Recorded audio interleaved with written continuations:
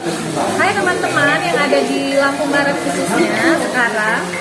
Di Lampung Barat sudah ada resto yang kita kasih nama Butik Resto. Kebetulan saya ownernya.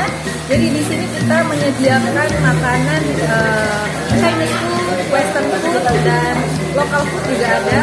Lalu Indonesian food kayak nasi goreng macam-macam ya. Jadi yang mau nongkrong-nongkrong di sini kita sediakan fasilitas live musik, lalu hunting foto di sini banyak banget yang spot-spot foto yang bisa kalian pakai untuk foto.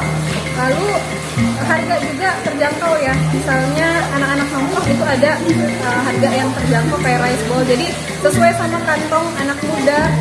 Lalu orang-orang kantoran pokoknya tinggal pilih aja mau local food ada, Chinese food ada, lalu Western juga ada. Dan ini worth it banget sih buat resto di Lampung Barat, gak kalah sama di kota-kota saya. Jangan sampai gak mampir karena besok kita grand opening hari Rabu tanggal 9 Februari 2022. Jadi besok itu kita ada diskon 20%. Jadi jangan sampai gak kesini, nanti gak kebagian diskonnya loh.